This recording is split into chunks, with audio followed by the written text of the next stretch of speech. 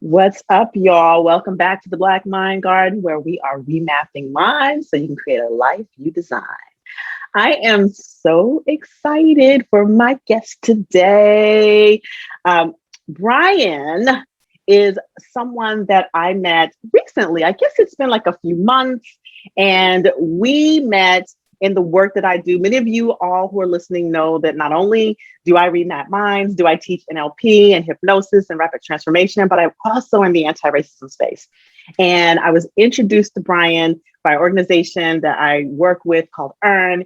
And, just from the moment we met, I was like, this brother is deep and I have got to have him on the show. So I'm so excited. We're talking about the evolution of the Black man's mindset today. So Brian, welcome to the show. I'm so excited to have you here. Appreciate you, Doc. Thanks for having me. I appreciate you. Yeah. So, I want to start out by having people know who you are so they kind of get the context as we get into the dialogue. Yep. So my name is Brian Burley. I'm based out of Pittsburgh, Pennsylvania. I am an husband, a father, author, entrepreneur. I work in corporate, like all of these different hats that I wear. But first and foremost, before anything else in the world, I'm a Black man. Right. I acknowledge that. I accept that. And I love that about me. And I love that for me as well. But when I talk about those different titles, founder and community founder, I founded a community called Young Black Pittsburgh that was born out of the love for our next generation and our kids. Always been in mentoring and decided that our kids didn't see enough representation in the Pittsburgh area. And then in doing so, I had this idea like, I'll get 50 people together to write a handwritten open letter to the next generation. And in true God fashion, 50 people turned into 150. At that point, we had to stop, right? Because of the budget and everything else. And then 150 people turned into over 4,000 after 2 years. And these were people in the Pittsburgh region that corporations and foundations and everyone will say, hey, we can't find them because they don't exist. And then we just developed this community and it's just grown and it turned into consulting and, anti-racism training and diversity recruitment strategy and everything else like that in that world. So my love and my life is really built around the context of trying to help us and help our people go, be the best version of ourselves, right? And be able to be and go where we can go and where we're trying to go in our worlds. And as they collide and as we grow, whether that's personally, professionally, whatever it is. That's beautiful. And I love that. And what I love about you is that you not only speak the work, but you do the work. And I just think that, sometimes people are out there doing this work of transformation so much that we forget to, sort of do the work in our own personal lives. And I've seen firsthand that you do the work in your own life to walk the talk. So that's really, really one thing that I admire about you. I appreciate that. And I think it's hard too, right? Like, I mean, that's so often when we look at our heroes from yesteryear in Black culture, right? Like there were people that outwardly were the personification of everything that we wanted them to be. Mm-hmm. But at home life was a mess. You know what I mean? Or whatever it was, like they had kids or like whatever the context was, right? Like they looked a certain way, but once you got up close on them, they weren't what you thought they were. Right. And, I don't want that, and I respectfully. And I think that that's a part of just when we talk about the evolution of where we can go, I think that they did as best as they could for that time period. But for right now, it's like, okay, why can't we have it all? Right? Like, why not? Right.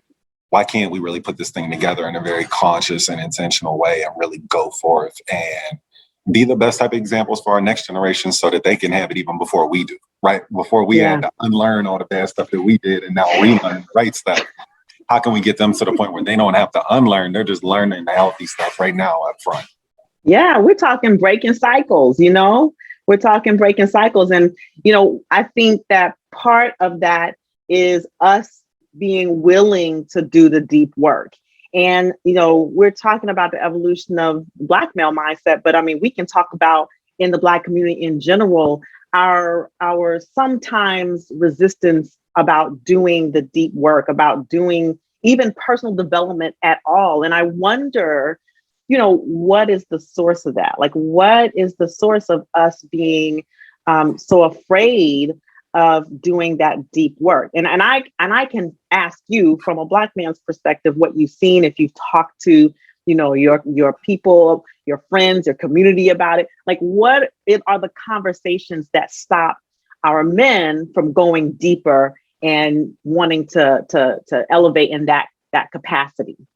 Yeah, one is you're the first person, right? Like, and I think this is the type of context that we talk about when we talk about generationally, right? And breaking a lot of these generational curses. I'm a huge generational strategist, right? Like, that's one thing that I'm into, and kind of understanding different races, but also the generations in different races.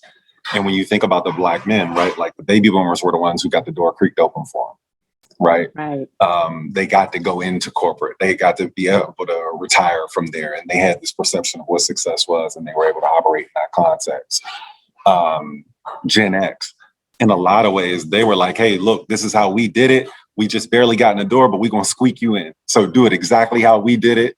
And this is no disrespect or anything to them, but a lot of times it feels like, hey, it's just, we're going to do it the exact same way. But then here come these millennials and these Gen Z who are kind of like, yeah, I don't know if I want that way, right? Like, I don't know if that's desirable for me in that way, right? Because when you talk about, whether you're talking about the emotional lift, and I think the emotional health in it, right? Like, a lot of our parents and grandparents, right? Like, they went in and did these types of things, and it wasn't even, they were just trying to make sure that they had baseline necessities taken care of, right? I can provide my family with a roof over their head, with food on the plate. And it doesn't matter about my emotional health or anything. My family is taken care of in those essential need-based, Maslow's hierarchy of need-based ways. Right.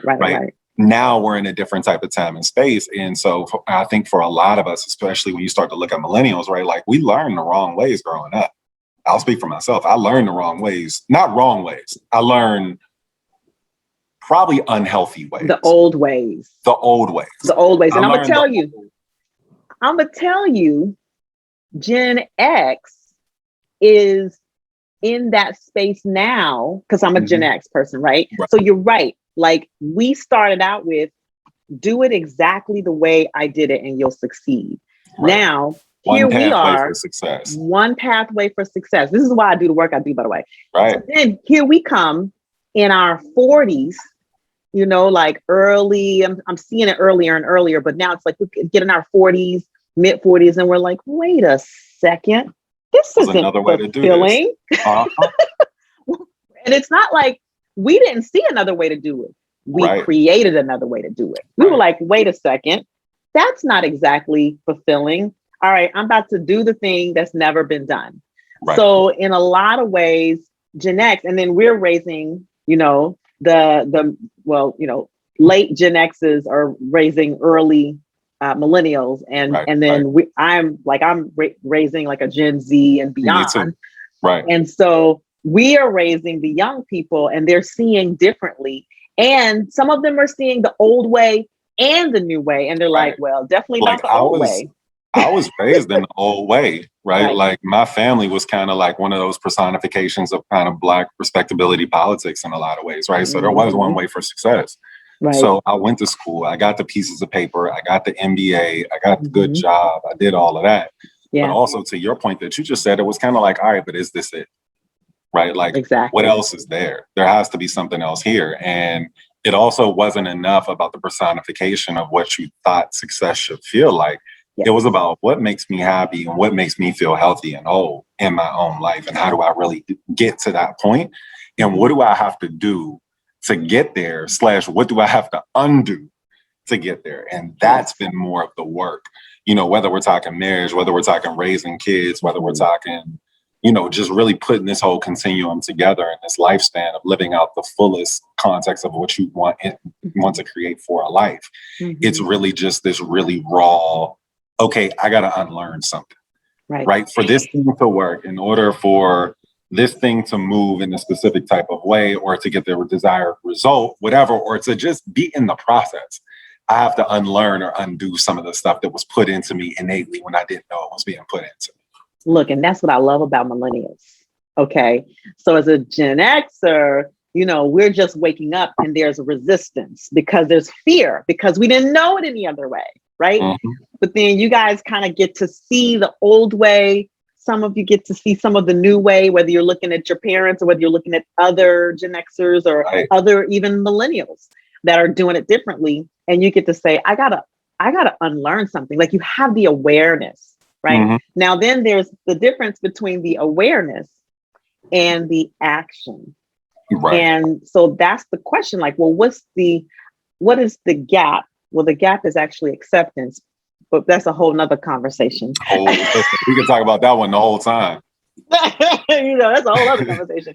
But, it's like the gap between knowing that you have to unlearn something and then being willing and taking the action of unlearning something. And I think that's a huge thing, right? Like I've seen so many of my friends get married, right? Mm-hmm. Like so many of my friends have kids and all these types of things. And we do the actions, but it's also like, okay, are we going to challenge ourselves to actually do it a different, more healthy way, right? Are we going to challenge ourselves to try and do it in a way that will promote more health in our children so that they see different things and they have a different example of how to be as a man in marriage, right? Like, do you have those examples and are you willing to take the actions, right? Because in order to take the actions, you have to really be, I don't even want to call it critical, but you got to put that mirror up to yourself. It's not about your partner at that point. It's about you and putting that mirror up to yourself. Can I ask you this? Like, do you think that in some cases there's a deeper fear of, number one, if you're going to do that work, a lot of times, I think a lot of people try to do it for themselves, but if you're really going to do the work, you have to do it with someone else. Do you think there's sort of like a fear of being vulnerable or fear of looking weak or fear of looking some kind of way? And is that an obstacle to Black men? I know for Black women, professional Black women, there's a stigma around asking for help. Is that the same thing? Absolutely. Because who understands your plight like you? You know what I mean? And then on top of that, you also get into this context of how do I undo all that's been done? Mm-hmm. Not even all that's been done, but what's been done that wasn't healthy and or productive. Right. And that's hard, right? Because I'll be real about my story. And a lot of my work in this type of space came from being married. Mm-hmm. Period. It was a result of me saying, okay, this thing is not, and I love my parents. My parents will be celebrating 50 years of marriage in a year, right? Like in a year and a half, I believe almost, which is amazing. Yeah. But I also realized in looking at them that I wanted to create something different from what they had. Like it wasn't about the time for me. Mm-hmm. It was about the healthiness. Mm-hmm. And I wanted to create something very different from what I saw.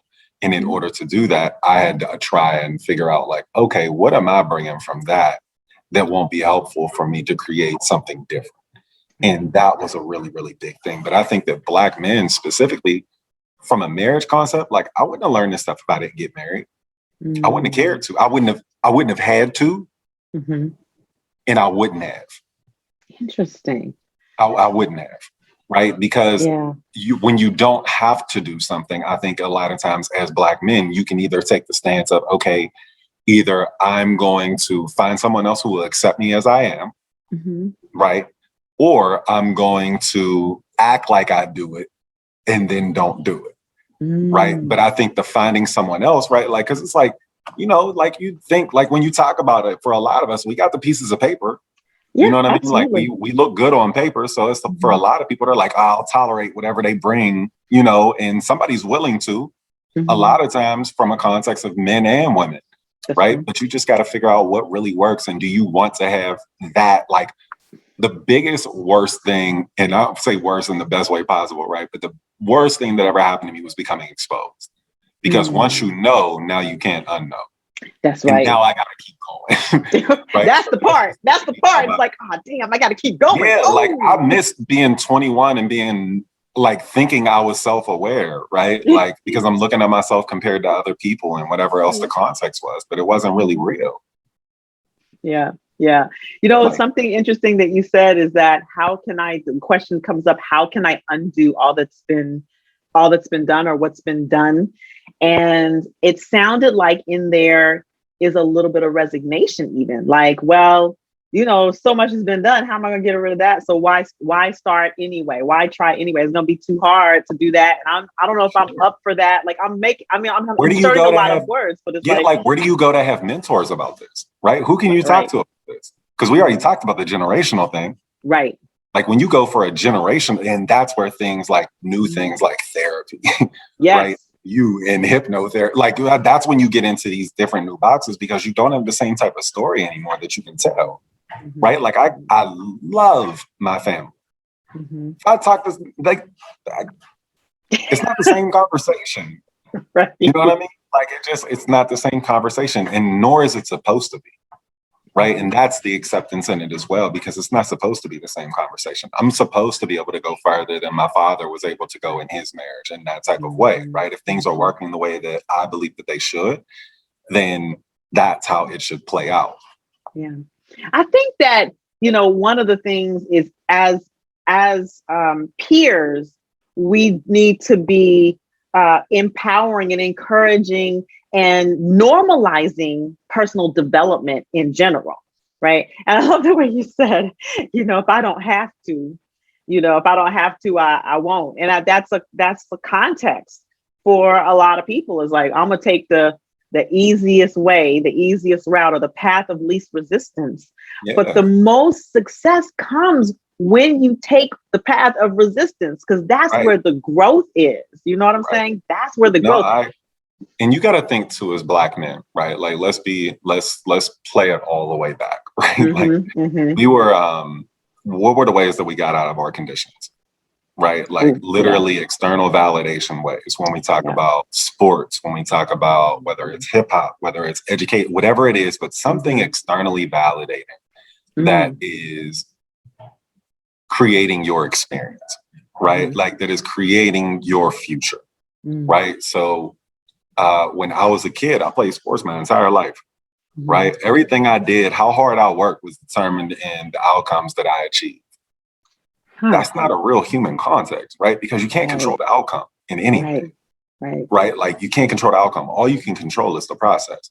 But as Black men, having such limited avenues for success to be able to be achieved, right? And having it being beat into your head so often, whether it's through music, media, whatever, right? Like you have certain ways that you're able to achieve success. And in only having those certain ways and those certain avenues and them all being externally validating, you have to learn how to build. Like I had to learn how to build those internal processes and pieces inside of me that I couldn't get from the outside world.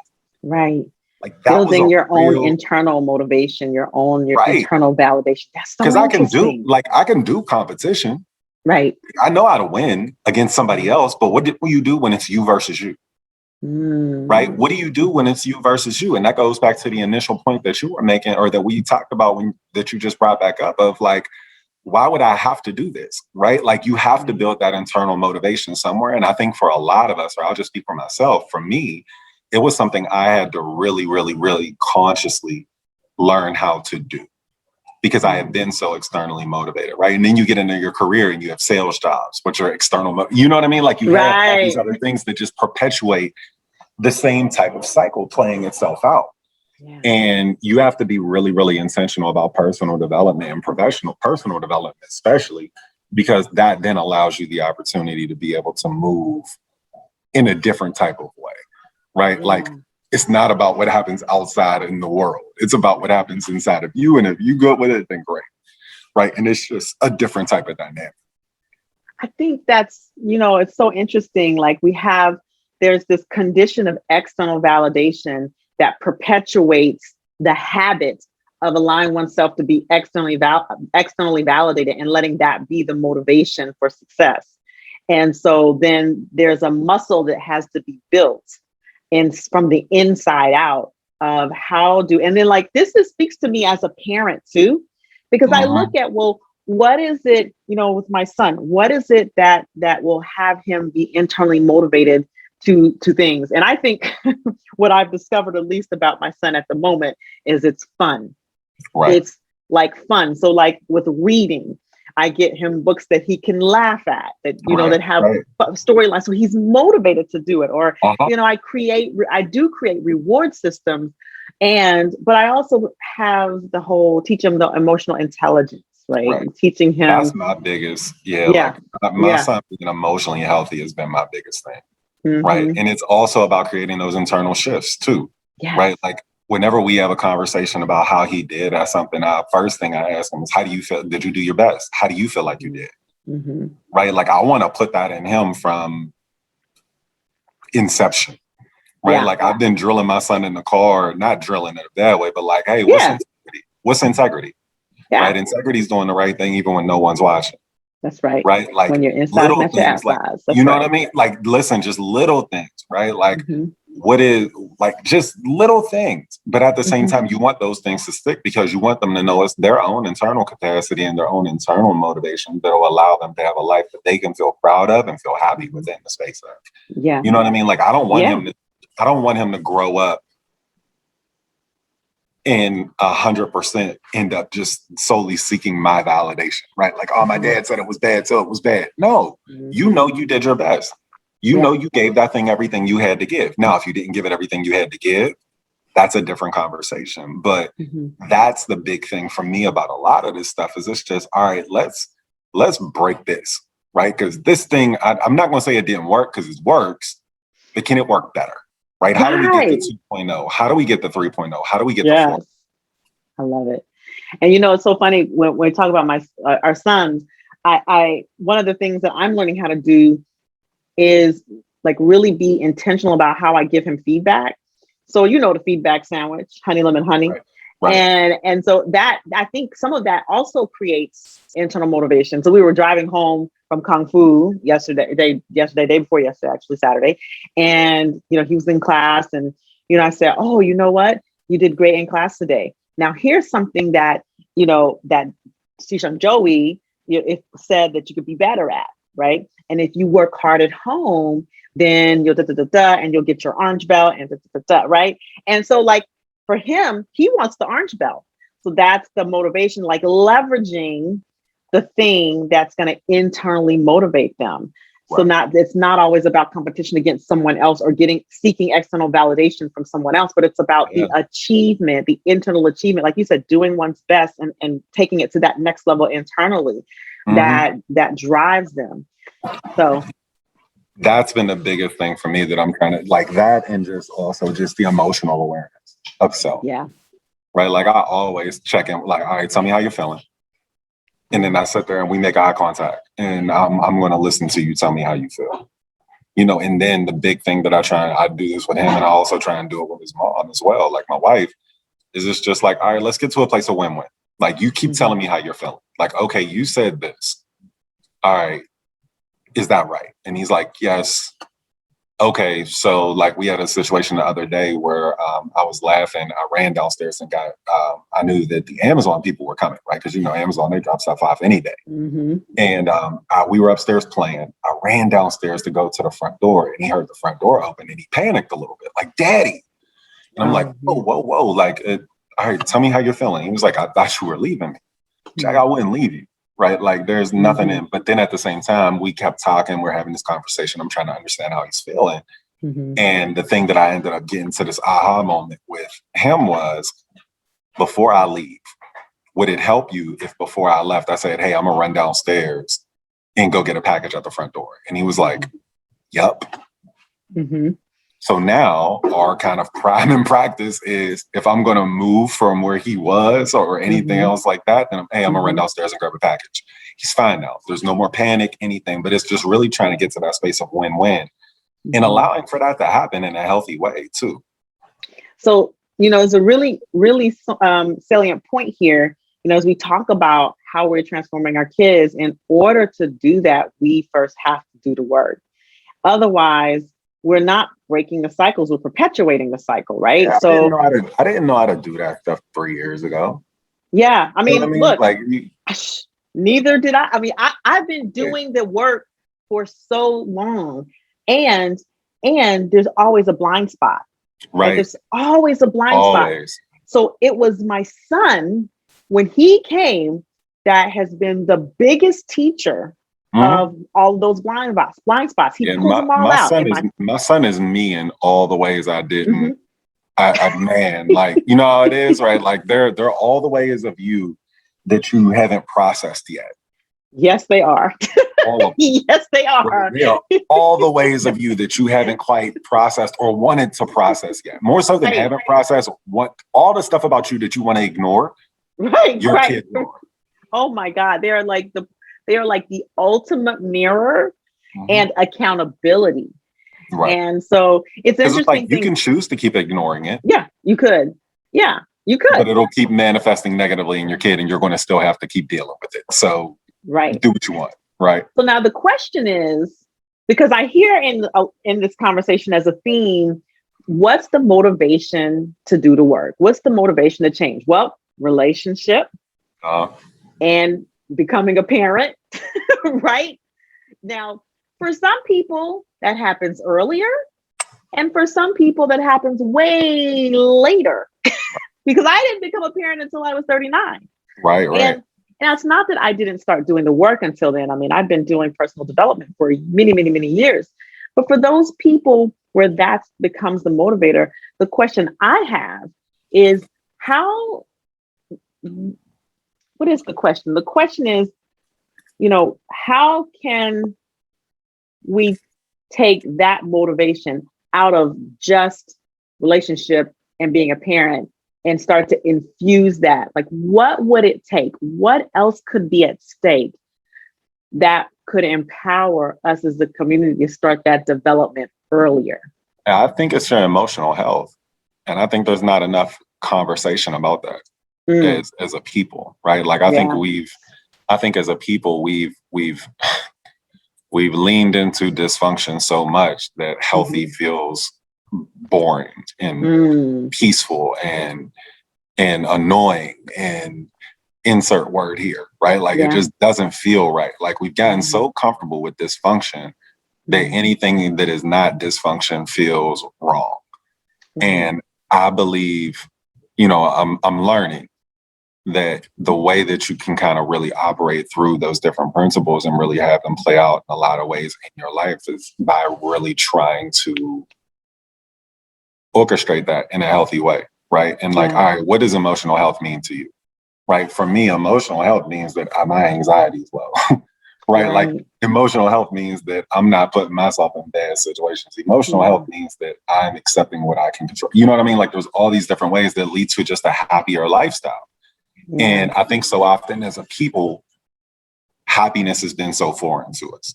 Right. It's been so taboo for us as a people. But I think that when you look at the story in that type of way and frame and context, that it doesn't have to be. Happiness doesn't have to be taboo. Being emotionally healthy doesn't have to be taboo. It doesn't have to be those things. And I think that's really the real narrative that we're looking to try and change is what does being happy mean? And how do we really get to that space as a people? And if it means doing a lot of that shadow work, if it means doing a lot of that personal development work, then so be it, but you're doing it for you and you're doing it for you sooner so that you can really operate at a higher capacity and have a higher quality of life, right? Like if I wish I could have done this stuff at 22.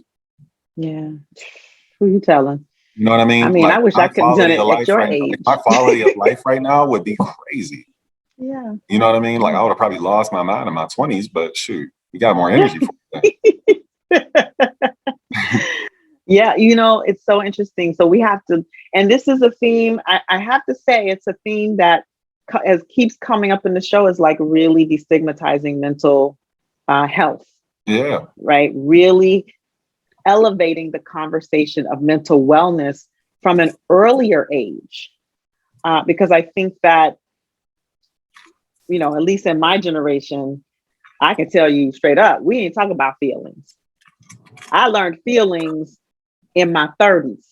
Right. Me too. I remember being in I'm a man too, right? Like, so there's that, right? Like there's that. And I think what gets missed is that I don't know if it's in the Black community in general or what it is, but people think that we as Black women are like super emotional, like overly emotional, But a lot of times we don't get emotional until we blow up because Right. we hold it in and Because we you've been push it holding down, and we push it everything in down, for. and we push it down, and we push it down.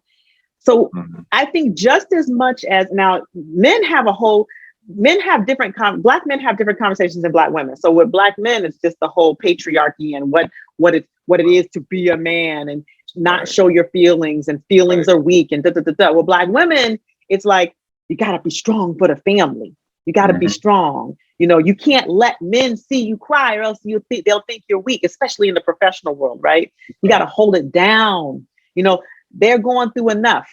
You gotta be strong for your children.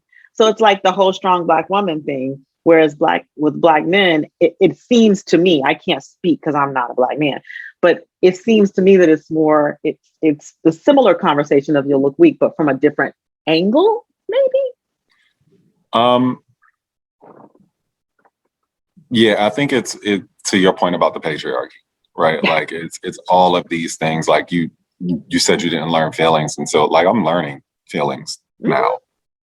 Right, I've had plenty of relationships, but I'm learning feelings and understand. You know what I mean? Like I'm learning feelings now at this point, right? Like I've been married. I'll be celebrating 7 years of marriage in August. You know, but I'm learning feelings now, right? And how to navigate them, and how to talk to somebody, and not just how to try and get your point across or how to win. Right? Like how to really try and talk to someone that you care about with the love and care and patience that it takes to really build a human connection. You know what I mean? Yeah. And I think that that's something that we all miss because one, like we talked about before, we haven't had examples. But then two, if we did have examples, they didn't do it all the way right. Right. So, but I think as a black man, like when one of the things that's hard is you got the world that's obviously trying to beat you down, right? Like you are a threat by your makeup and how you present regardless, right? Like I'm a light-skinned black man who's got an MBA and all this other type of stuff, right? Like presenting wise, I am as safe as presenting gets. But at the same time, I'm still to that other person. And that's to us as a people. Right. But to everybody else, I'm still a black man. I'm not white. You know what I mean? So I still get pulled over and thrown on the ground. Like we still have these experiences. And, but then you have home where you have to come home and protect and provide and, do all of these other things that you're learning how to do, or maybe you did or didn't see a lot of examples of how to do in a healthy way. So there's a lot of learning on the fly. And I think the biggest thing for black men and black women that I think we could afford each other. And it's hard right now, I think, because we're all trying to get our needs met in such necessary ways. It's just giving each other grace. You know what? You must have been reading my damn mind, because you did it. You probably put it in my head. Knowing you, I know how you do your thing. Probably put it in my head. I don't know what you were over there doing. Literally, so funny. I was literally thinking that the important thing about our dynamic is that I think, we're so busy trying to get our own needs met that we forget that if we come together, if we, there's a dynamic. That's a whole other episode, Brian. We got a whole other episode. The dynamic right now is so off, right? Because each of us is surviving, right? Black men are surviving. Black women are surviving. And it occurs like we can't give. We have nothing to give, and pain. But here's the reality of it. Like when it feels like you have nothing to give, if we're giving to each other, if we're allowing each other to melt in each other's arms, proverbially speaking, right? Maybe and literally speaking, we crumble together, then we can rise and pick each other up together, right? In these dynamics, like one becomes vulnerable and the other one allows themselves to become vulnerable, then you're vulnerable together. And then it's like, okay, now we're in this tender space that creates deeper intimacy, which creates strength inside of the bond. And I think that's the thing that's missed so often is intimacy is what creates strength inside of the bond. Yeah, like me and my wife talk about that a lot, where it's like we didn't know what marriage was. Like we got married because we thought it was the next best thing that we were supposed to do, right? Like we love each other, we care about each other, we got married. but you also just have this dynamic that you have to operate within when you have that different type of space. And you don't know, right? Like, you don't know what marriage entails until you get married, right? And it's a unique dynamic, you know, and I think that you do have that opportunity to be like, hey, you didn't know what you were getting into either, did you? Nope, you didn't know what you knew either, right? All right, we gonna do this still? I don't know, I'm struggling. You struggling? Right, like you kind of got that thing, like, right, we're both, I still, you still my person, right? Like you still got that thing going, but it's like, all right, how do we find a way to navigate through this space? And I think that the number one way you do it is just with grace, but it's also just with finding a way to just be really, really honest, right? Like we all have messed up in ways that we don't even understand that we messed up just because we haven't had the right examples, you know, or even we're learning. Yeah. And you return to the commitment too, right? It's like, all right, I'm struggling. Okay, you're struggling. Okay, what are we committed to? Are we still committed to the same thing? Are we still are we still committed to the same values? Okay, we are, and we're both struggling. Okay, so now what's next? What's next? What do we need to do as a couple? What do we need to do as individuals? You know, because you know, the truth is we have to take care of ourselves individually, but then we have to take care of ourselves together as a unit as well. And I think that goes back to your point that you make all the time of just do your work, right? Yeah. Like you got to be willing to do your work and understand yourself. Like I can't go to my wife and tell her all these 10, 15 things I know and recognized about her if I'm not holding the mirror up to myself, right? Like that's immature, it's bad leadership, and it's not going to help anything in the long run or the short run. I mean, even if we are doing our own work, we can't really go and diagnose other people, right? Because then it doesn't foster that trust and that intimacy and that safety, right? We can hold people accountable to their own work. Like, okay, you need to go work on that. You need to go do some work on that, right? Like whatever it is going on, go figure that out. We can call that out, but then, and that's different from being like, okay, you got this, and I see this about you, and I see that, you know, that's just so different. Just because I'm doing my work. No, that's teachable moment. Moment. No, listen, because let's keep it real, right? Like, and this is just an honest statement. Because there are so few of us that are doing our work. When you start doing your work and you start feeling healthier and you start feeling good, you're like, oh man, you need to do your work. You know what I mean? Like you feel like you're farther along, and it's not a race. It's not a race. Everybody's starting from where they are. And that's the love and the space that's different for a lot of people and how they really can connect. So I'll take that and receive that as a teachable moment and just run your own race and allow people to run theirs as well. And see, that's what's so wonderful about you. And when I see people like you doing this work, is that any moment is a teachable moment. Every moment is a teachable moment. And I think there's also a conversation about failure, about doing it wrong, about if I'm not good enough, if I'm not worth it, and if we all get that failure is feedback, if we all get that, the life, everything is a teachable moment. And it doesn't mean anything about you and your character. It's just all teachable moments. And I think that like when, and specifically Black men and Black women, we start to empower each other. Like, you know, doing work doesn't mean there's something wrong with you. It means you're moving to elevate yourself and move the obstacles that are getting in the way of you achieving that thing that you say that you want. Right. You know, that's what that is. Yeah. And it's that check-in of like, hey, is this what you want? Yeah. You know, absolutely. And finding a way to work towards that and like, okay, if this is what I want, you know, and I think that's to your point, that's kind of the joys in the journey. Yeah. Like, absolutely. You know what I mean? Like, it's not a real destination. And I think that's such a unique context. Like, I know for me, and I'm learning that that's such a unique context for me. Yeah. Right? I've been so outcome-based my entire life.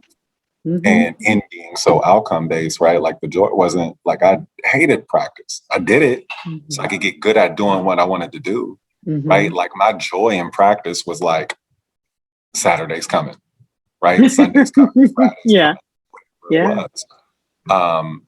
But that piece of a lot of my work was just, you start to learn that the joy is in the process, right? And there's no, I don't want to say there's no penalty in failure, but the true failure is quitting. You know what I mean? Like the true failure is giving up. The true failure is, like, and I don't even know if that's necessarily failure, but it's how you really contribute to the situation that you're residing. Yeah, absolutely. Absolutely. Man, I love this conversation. Me and you, we could talk for hours. We could talk all day. Normally we do. Yes, we did. This is true. To kick you off earlier. You did. You kicked me off. I wasn't done. I had a question. I know, but no, I love our conversations. I love our conversations online and offline. Yes, absolutely. Thank you. Absolutely, so, I appreciate you. This is the first of many. You got to come on as a recurring guest. You done ran through about 3 topics in this conversation. So I'm down. You just give me some context. Awesome. Well, listen, I want the listeners to know how they can follow you, how they can know what's going on, if they want to consult with you, or if they're in a company that they want to consult with you. Let us know how we can get in touch with you. Yeah, absolutely. So social media is probably the easiest way. Is @_Brian Burley, and also @YoungBlackPittsburgh, and the consulting page is @Translate Consulting, TRANSLAT Consulting, CONSULTING. So those are all 3 of the different businesses. Also, I'm the diversity recruitment manager for General Mills out of Minneapolis, and that is keeping me very busy right now. So if you are looking for roles within the corporate context of supply chain or whatever it is, please don't hesitate in reaching out. We are a great company, best company I've ever worked for. I'll say that very confidently, and they do a lot of great work consistently. But social media, websites, but I would say those will probably be the easiest ways. Facebook is Brian Burley, BURLEY. And that's everything. Awesome. Well, we will definitely make sure we have all of that in the show notes. Okay. And so thank you again so much for the conversation. I know the people are going to be like, wow. Let's have fun. Tell them to get in on the conversation too. We need to get a live chat or something, making it fun. I know. I'm on the Clubhouse, and I saw you on Clubhouse. I followed you on Clubhouse. I'm on Clubhouse a lot, too much. Oh, really? Look, we need to co-moderate some rooms together, my brother. If you want to do that, we could do that. But I go to Clubhouse to get a rest. Before I go to my mental just rest space. No, I'm gonna pull you into the moderation space. But we're gonna have this kind of conversation. Not just, let's do it. I'm with that.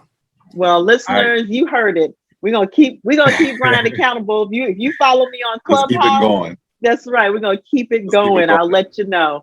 And so, appreciate you guys. Yes, and for those who are out there listening, I gotta give love to you all, because without the listeners, there is no podcast. So, if you like this conversation, share it, because I really want to get people like Brian, our conversations out to the masses, because this is about transforming our community. So share the podcast and leave a little comment and let us know, and let the people listening behind you know that this is transforming lives. So with that said, have a wonderful rest of the day, a wonderful rest of the week. Y'all stay safe, and we'll see you on the next episode. Namaste. Bye.